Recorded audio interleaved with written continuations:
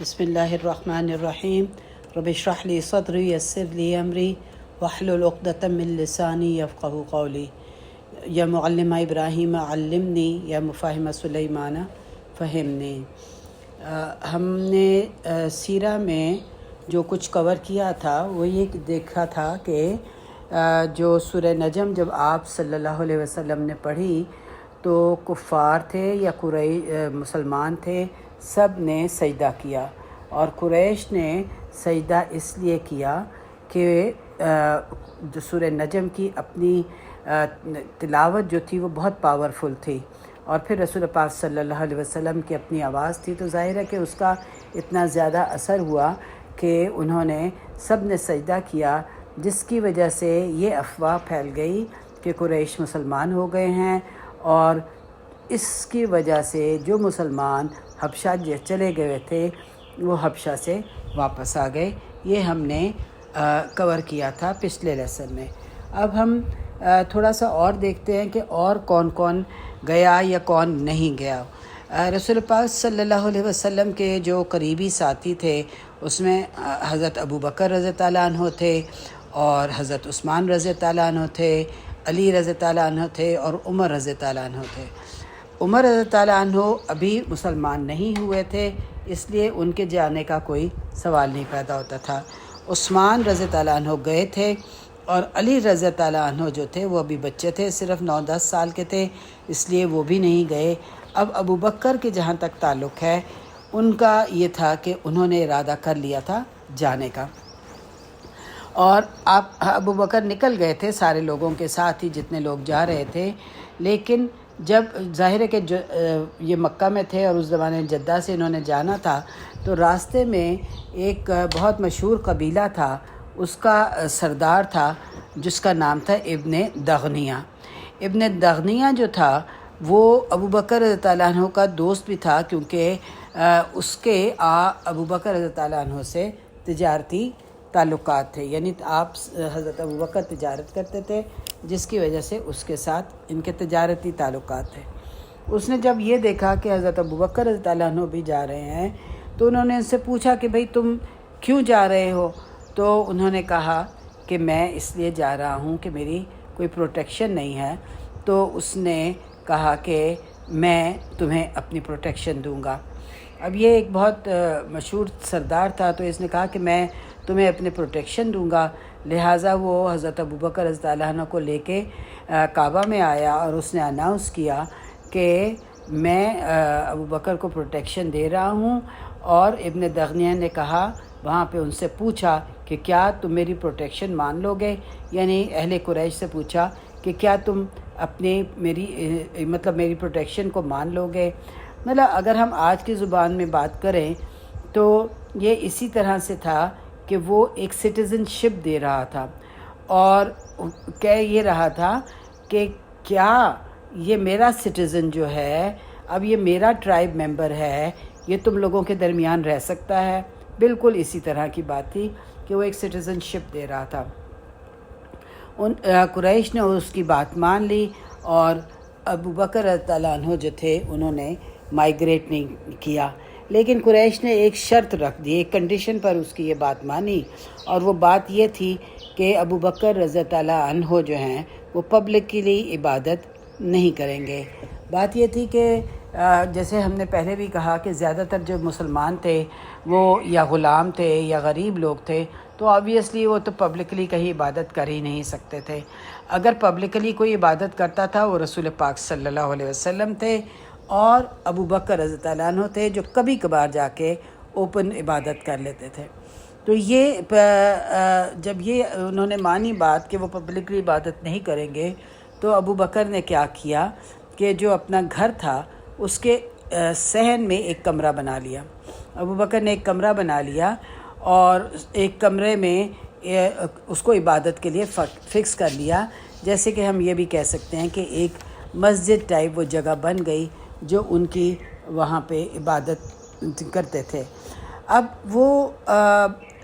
رات کے وقت، ظاہر ہے کہ رات کو وقت عبادت کرتے ہوں گے، اور اپنے گھر میں اونچی آواز سے قرآن پڑھتے تھے۔ اچھا، ان کی آواز جو تھی نا وہ بھی بہت ہی جینٹل اور سافٹ تھی، اور اس کے علاوہ جو حضرت عائشہ بھی کہتی ہیں کہ بہت نرم دل تھے اور روتے بہت تھے، جب بھی وہ ریسیٹیشن کرتے تھے تو بہت روتے تھے، تو بہت ہی ان کی جو ریسیٹیشن تھی وہ بڑی ایموشنل ہوتی تھی، بہت زیادہ اس میں اثر ہوتا تھا۔ اب مکہ کوئی بڑی جگہ تھی نہیں، چھوٹی سی جگہ تھی، اور چند لوگ تھے جو وہاں پہ رہتے تھے،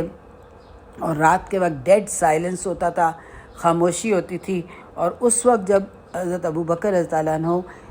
عبادت کر رہے ہوتے تھے، قرآن ریسیٹیشن کر رہے ہوتے تھے، تو لوگ اکثر جمع ہو جاتے تھے سننے کے لیے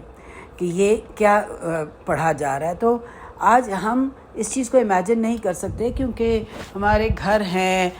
شور ہے، سڑکیں ہیں، گاڑیاں چل رہی ہیں، لوگ آ جا رہے ہیں، چیزیں بیچنے والے ہیں، لیکن مکہ اس وقت کا ایسا نہیں تھا۔ وہ ایک چھوٹی سی آبادی تھی، رات کا وقت ہوتا تھا، سب سو جاتے تھے، ہو کا عالم ہو جاتا تھا۔ یہ تو آپ یعنی اس کی بات کر رہی ہیں، میں آپ کو آسٹریلیا کے بارے میں بتاتی ہوں کہ آسٹریلیا میں کیونکہ میرا جانا ہوتا ہے کہ میری بچیاں وہاں پہ ہیں، تو وہاں پہ سب لوگ صبح 6 بجے سے پہلے اٹھ جاتے ہیں۔ یعنی میں فجر کی نماز پڑھ کے لیٹنے لگتی تھی تو ان کو دیکھتی تھی کہ وہ اپنے کتوں کو واک کرا کے واپس آ رہی ہوتی تھی، یعنی اتنی جلدی وہ لوگ اٹھ جاتے ہیں، اور لہٰذا 5 بجے وہاں سب کچھ بند ہو جاتا ہے، سب بازار، سب دکانیں، سوائے چند ریسٹورنٹس کے باقی ہر چیز بند ہو جاتی ہے۔ اور اگر آپ شام کو یعنی 6 یا مغرب کے بعد آپ سڑک پہ نکلیں تو آپ کو ایک گاڑی نہیں نظر آتی، ہو کا عالم ہوتا ہے وہاں پہ، آپ کو ایک گاڑی نہیں نظر آتی، سب لوگ اپنے گھروں میں ہوتے ہیں۔ یہ آج کا میں آپ کو بتا رہی ہوں کہ ان ملکوں میں ایسا بھی ہوتا ہے۔ تو وہ تو مکہ تھا، ایک چھوٹی سی آبادی تھی، تو پھر لوگ وہاں پہ جمع ہو جاتے تھے، وہاں پہ جمع ہو جاتے تھے ان کی تلاوت سننے کے لیے۔ تو اب اس پہ کیا ہوا کہ کفار جو تھے وہ ناراض ہو گئے، اور انہوں نے یہ شرط لگا دی کہ اب وہ اپنے گھر میں بھی قرآن نہیں پڑھ سکتے ہیں۔ تو اس پہ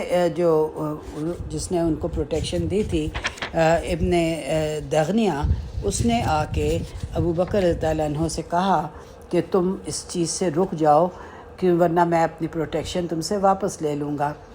تو ابوبکر رضی اللہ عنہ نے کہا کہ ٹھیک ہے، تم اپنی پروٹیکشن واپس لے لو،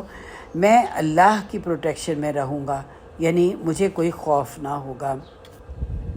تو یہاں پہ پھر یہ ہوا کہ انہوں نے ان کی پروٹیکشن لے لی۔ اب وہ صحابہ جو حبشہ سے واپس آئے تھے، جب وہ مکہ کے قریب پہنچے اور ان کو آ کے یہ پتہ چلا کہ یہ خبر غلط ہے، تو اب وہ ڈیسائیڈ نہیں کر پا رہے تھے کہ واپس چلے جائیں یا پھر مکہ میں داخل ہو جائیں۔ آخر ان کی جو اپنے شہر کی محبت تھی اور اس کی قربت تھی اور اس کی یادیں تھیں، انہوں نے اس چیز نے ان کو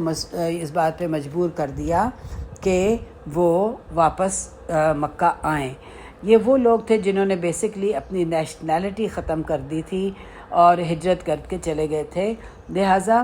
اب اگر یہ واپس مکہ آ رہے تھے تو سب کو رہنے کے لیے پروٹیکشن چاہیے تھی، سب کو پروٹیکشن چاہیے تھی۔ تو عثمان ابن مظعون جو تھے، ان کو ولید ابن مغیرہ جو تھے اس نے پروٹیکشن دی۔ میں پہلے بھی ذکر کر چکی ہوں کہ ولید ابن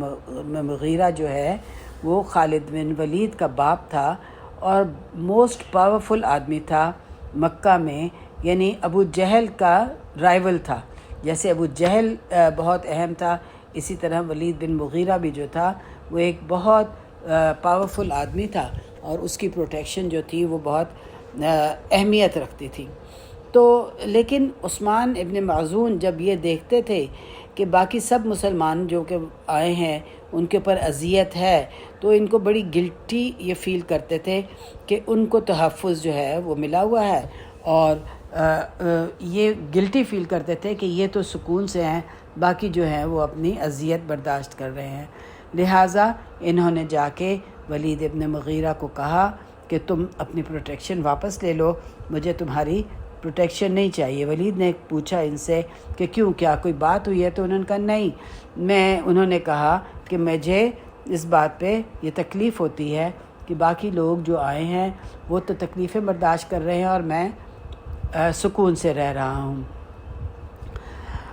یہ ایمان کا لیول تھا ان لوگوں کا۔ بہرحال اس کے بعد یہ ہوا کہ جب یہ اس نے ولید نے جو ہے جا کے اناؤنس کر دیا کعبہ میں کہ میں نے اپنی پروٹیکشن کی ختم کر دی ہے، اور یہ اس لیے نہیں کہ میں نے کوئی یعنی غلطی کی ہے، بلکہ یہ خود ہی پروٹیکشن نہیں چاہتے ہیں۔ تو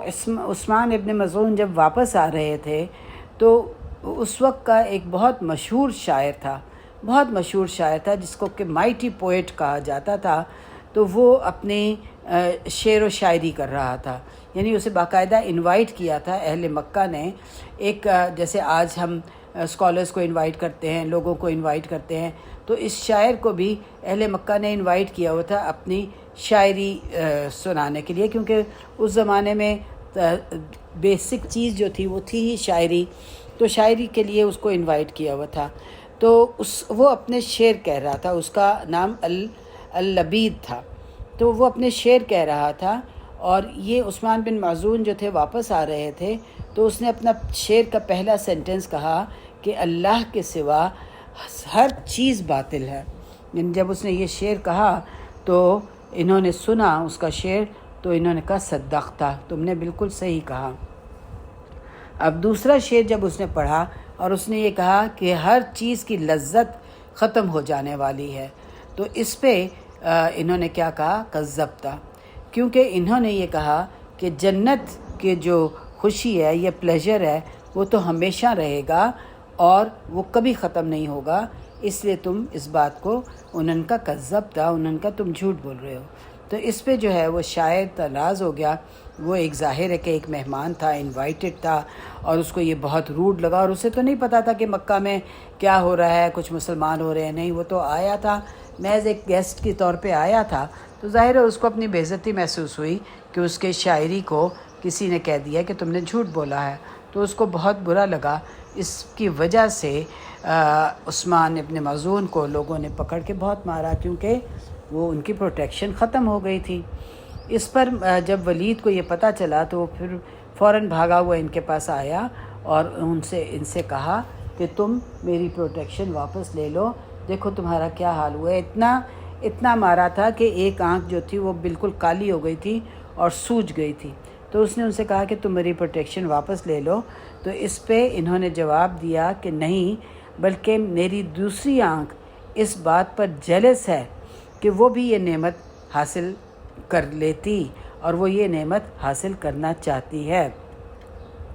یہ ان کا جواب تھا کہ نہیں، بلکہ میری تو دوسری آنکھ بھی جو ہے وہ اس نعمت سے محروم رہ گئی ہے، کیونکہ اللہ کی راہ میں یہ تکلیف مجھے پہنچی ہے، میں نے حق بات کی ہے، تو مجھے اس بات سے کوئی غرض نہیں ہے کہ مجھے یہ مار پڑی ہے۔ تو بہرحال اس میں اب ہم دیکھتے ہیں کہ کچھ لوگوں نے جو ہے وہ پروٹیکشن رکھی، جیسے کہ ابو سلمہ رضی اللہ عنہ تھے، اور انہوں نے پروٹیکشن رکھی۔ ابو سلمہ آپ کے کزن تھے، لیکن والدہ کی طرف سے، یعنی پھپھی تھی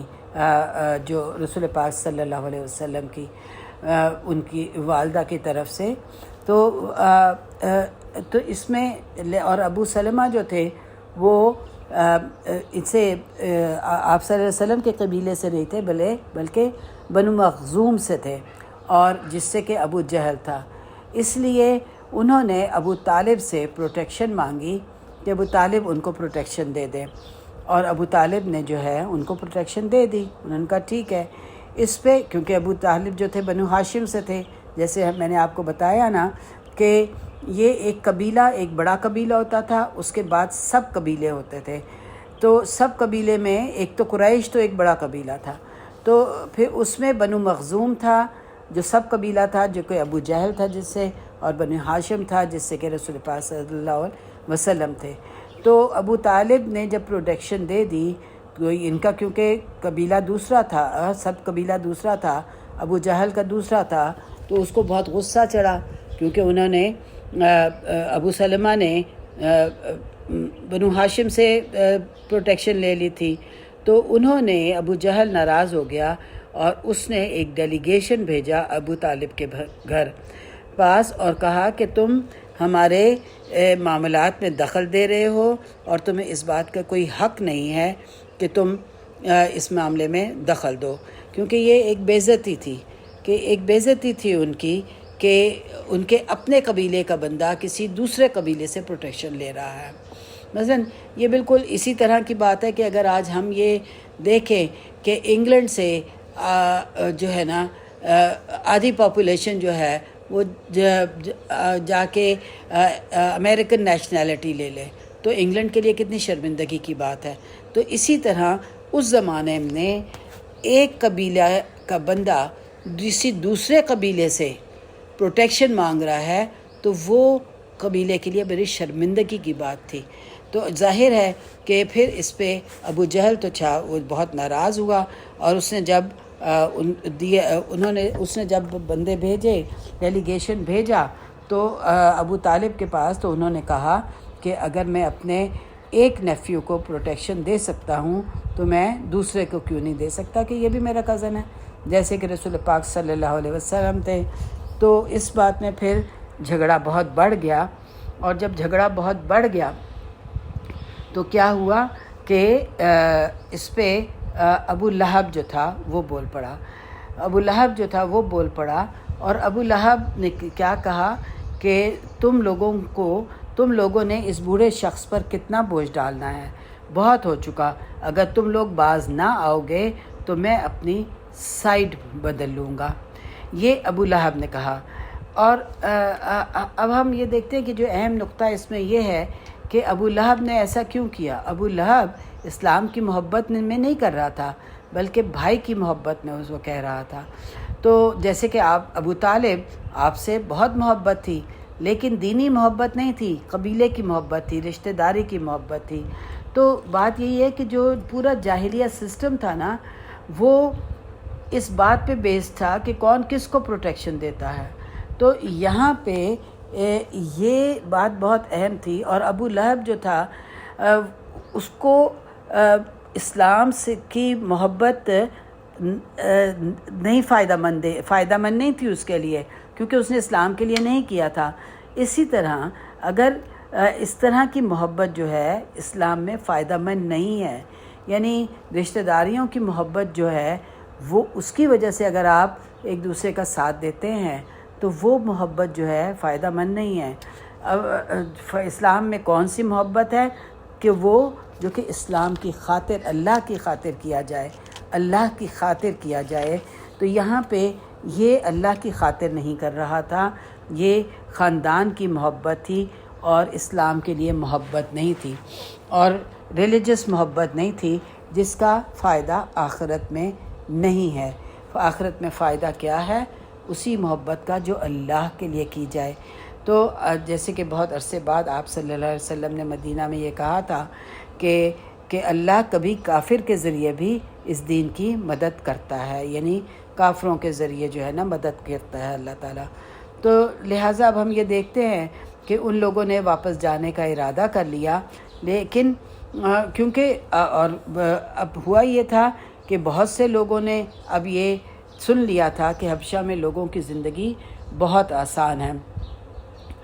اگرچہ کلچر تو فرق تھا لیکن سیکیورٹی آف لائف تھی وہاں پہ، اور کھانے پینے کو بہت تھا، اس لیے آسائشیں بہت تھیں۔ تو اس دفعہ پھر بہت زیادہ مسلمانوں نے اس بات کا ارادہ کر لیا کہ وہ